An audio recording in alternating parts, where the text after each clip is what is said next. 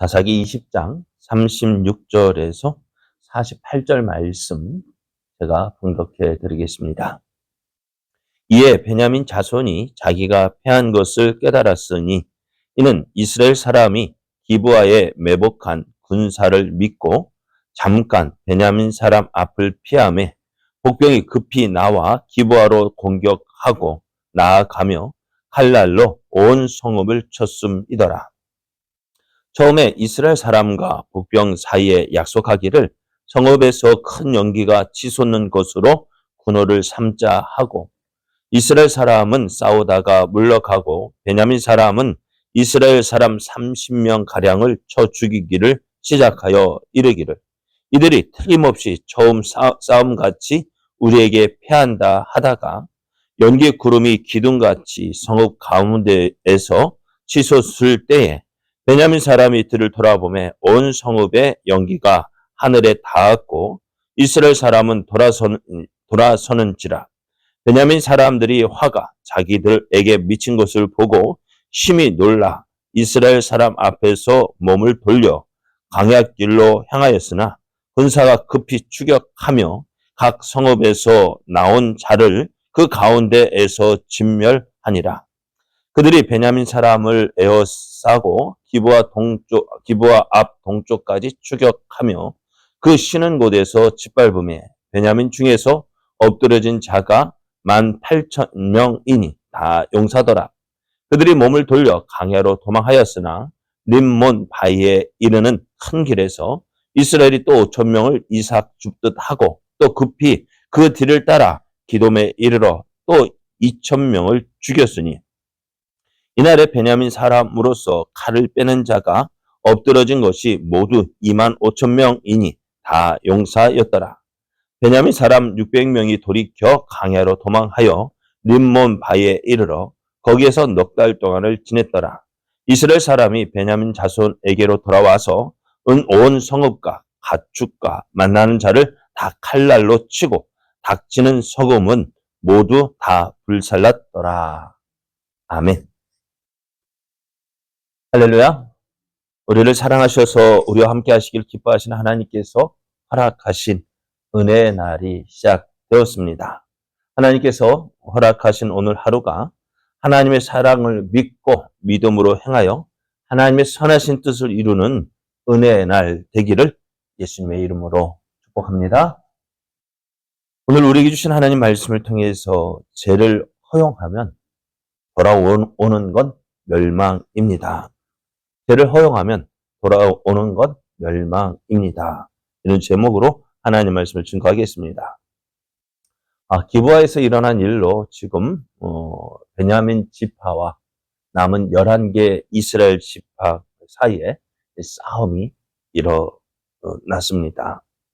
베냐민 지파는 26,700명의 군사를 이끌고 나왔고 이스라엘은 40만 명의 군사를 이끌고 나왔습니다.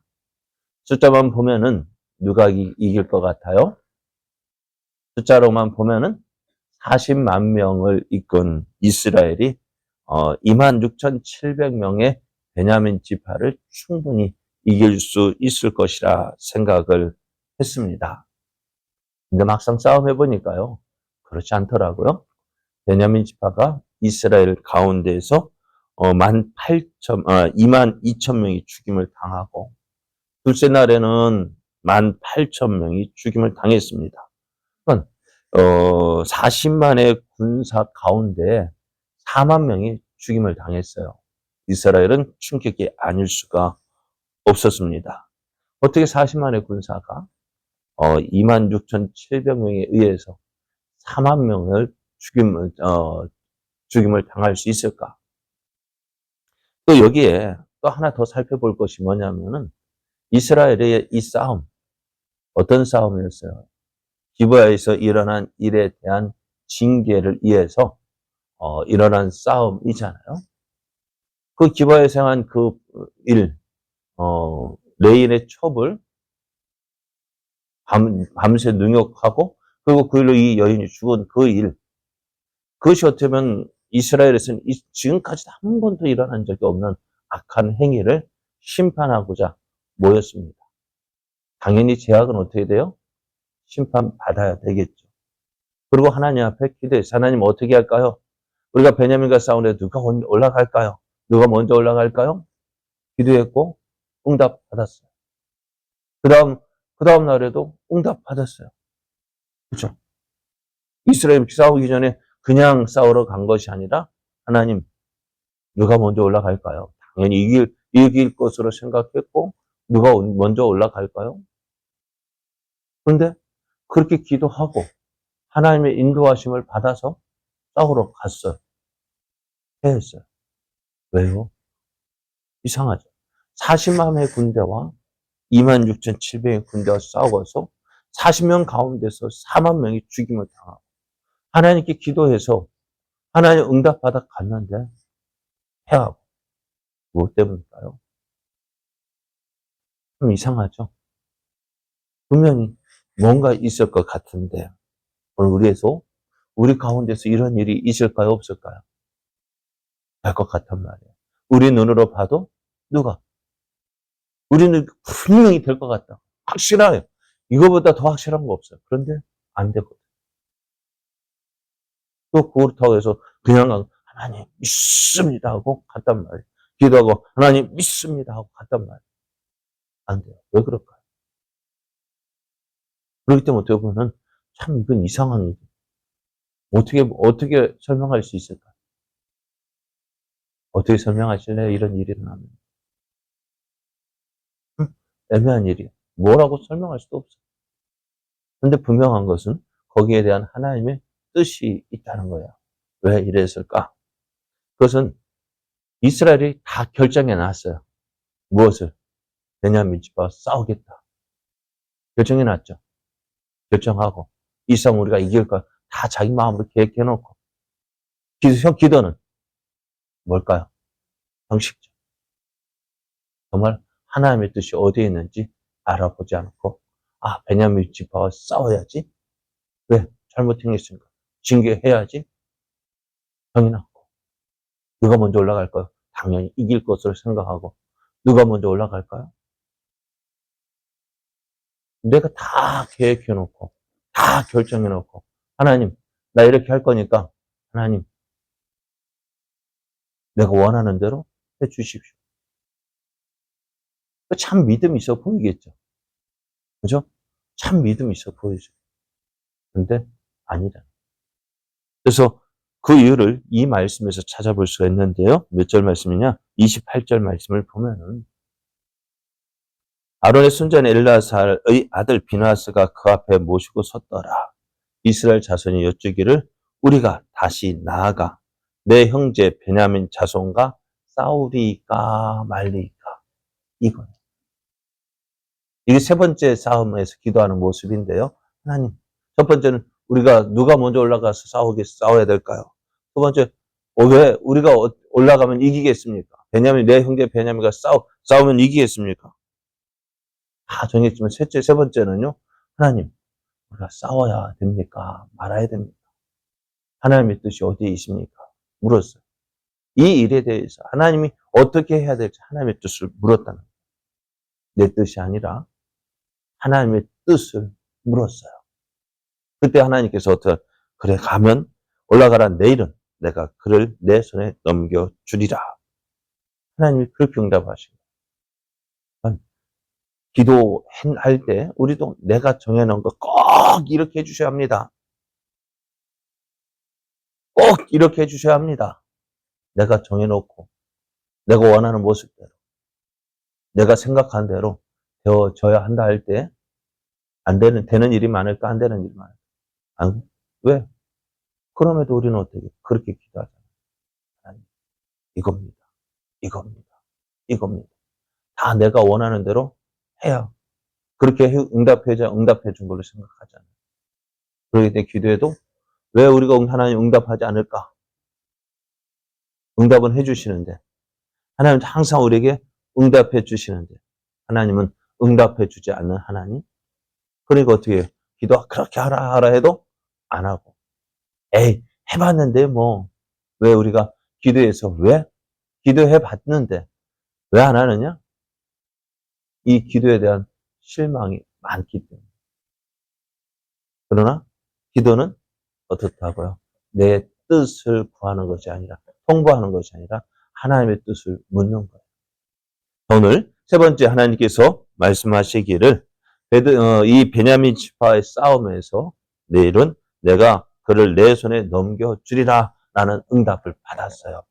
하나님, 우리가 베냐민 지파와 싸워야 됩니까? 말아야 됩니까? 물었을 때 하나님은 싸우는데 어떻게 하나님께서 응답해 주셨어요. 이스라엘 백성 다시 나가 싸우는데요. 어떻게 할까요? 지금까지의 싸우는 방법과 지금까지의 싸움과는 달랐어요. 이스라엘은 기브와 주위에 군사를 매복시켜 놓았습니다. 그리고 나머지 군사들은 전날과 같이 기브아를 공격하러 갑니다. 그러다가 어떻게 돼요? 하고 도망을 치는 거예요. 약 30명이 죽임을 당했습니다. 이스라엘 가운데서 30명가량이 죽임을 당했어요. 그래도 어떻게 이스라엘 백성이 그 쫓아오는 기브아 사람들을 보면서 우리가 전날과 같이 우리가 패하겠다고 도망칩니다. 그런데 베냐민 사람들은 이것 봐라 하고 어때요? 우리가 전날과 같이 이들을 추격해서 이겨야 하자고 성을 열고 이스라엘을 추격합니다. 그런데 어떻게 되어졌어요? 그렇게 한참 추격하고 보니까요, 성문이 열리고 모든 군사가 이스라엘을 추격할 때 기브아 성에 매복했던 군사들은 어디를 성 안으로 들어가서 그 성읍에 있는 모든 사람을 짐승과 사람을 죽이고 성읍을 불태웁니다.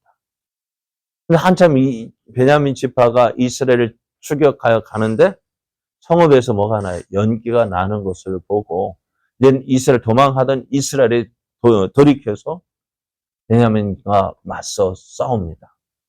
얼마예요? 기도가 이제 몇 명이에요? 이스라엘이 지금요. 40만에서 4만 명이 죽임을 당하고 36만 명이요. 갑자기 돌이켜서 26,700명 그 군대를 어떻게 맞서 싸울 때 어찌 될까요? 베냐민 군대는 모두 죽임을 당하고 겨우 600명만이 광야로 도망을 하게 됩니다. 이제 이스라엘 군사는 베냐민의 모든 성읍을 공격해서 이스라엘 가운데에서 한 명도 남지 않았다는 거예요. 몇 명밖에요? 600명만 남고요. 다 죽임을 당하게 됩니다. 오늘 베냐민 지파는요, 이렇게 되어지지 않아도 됐어요. 이스라엘 가운데서 이 일을 이렇게 600명 남고 다 죽임을 당하게 된 이 일을 당하지 않아도 되었어요. 그럼에도 그러니까 베냐민 지파는 기브아에서 일어난 일을 듣고 그 일을 해결할 수 있는 기회가 있었어요. 이스라엘 총회가 먼저 이 사실을 들었을 때 우리가 잘못했구나 깨닫고 그 잘못을 먼저 해결해도 되었어요. 그런데 베냐민 지파는 그렇게 하지 않았어요. 또 온 이스라엘 총회가 모여서 이 기브아의 불량배들을 내어놓아라, 우리에게 넘기라. 그래야만 우리가 그를 사용해서 이스라엘 가운데서 죄악을 제거하겠다 했는데 어떻게요? 내 가족이니까, 내 가까운 사람이니까 그 죄악을 남기고요. 그래서 그를 위하여 죄를 위해서 싸운 거예요. 여러분, 어찌 될까요? 결국 이스라엘은 그 죄를 용납하였기 때문에, 죄를 허용했기 때문에, 죄를 제거하지 않았기 때문에 그 죄로 인해서 지금 베냐민은 모든 사람이 죽고요. 몇 명이요? 600명만 남았다는 거예요. 그러다 보니 어떻게 이스라엘 가운데서 베냐민 지파는 이제 어떻게 해요? 이스라엘 12지파 가운데서 베냐민 지파가 몇 명요? 600명밖에 남지 않은 거예요. 다 죽이면 600명밖에 남지 않은 거예요. 어찌 될까요?